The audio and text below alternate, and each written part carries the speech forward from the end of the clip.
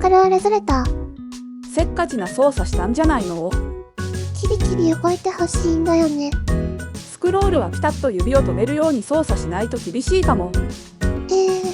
だいたい大丈夫なんだけどな。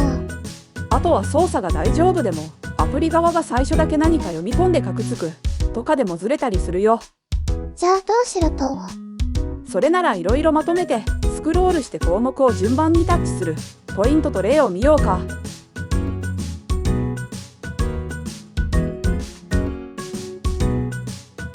今回はリストをスクロールさせる時のポイントを2つ紹介します。2つ？スクロールの操作自体とズレを画像認識でフォローするってところだね。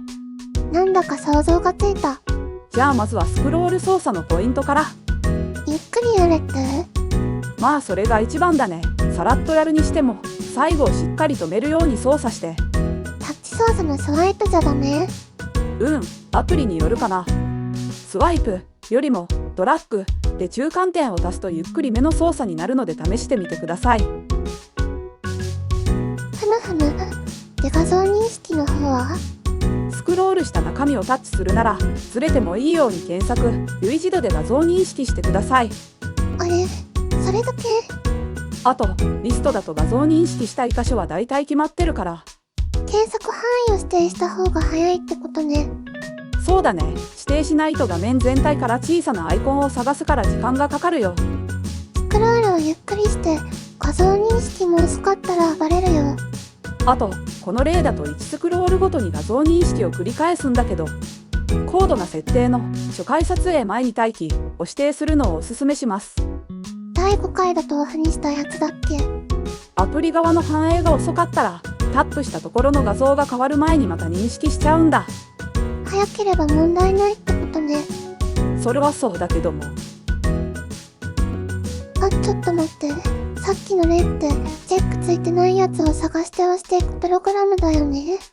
画像認識で見つけたいものとタップしたい位置がずれてるときはどうすればいいの？画像認識の高度な設定のタップ位置を調整でずらせるけど、ずらす方向は画面の向きによるからプレビューを見て確認してください。思ったより簡単だった。いや、タップしたいところを押したら画像認識で見つけたところも変わるならそれだけでいいけど。変わらなかったらまた同じ画像を認識しちゃうんだ。そう、進まずにループしちゃうから、例えば1項目ずつスクロールするとか工夫しないとダメかも。何か効果取得できないの？ちょっとややこしいけど、認識、タップしたらリストから追い出す。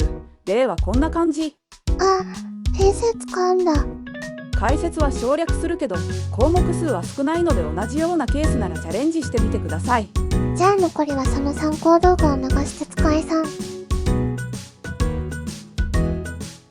要するに見つけたアイコンを真ん中から外までドラッグしてスクロールするだけなんだけど、見つけた位置を変数に入れるのとその変数を含めたドラッグ操作がややこしいんだよね。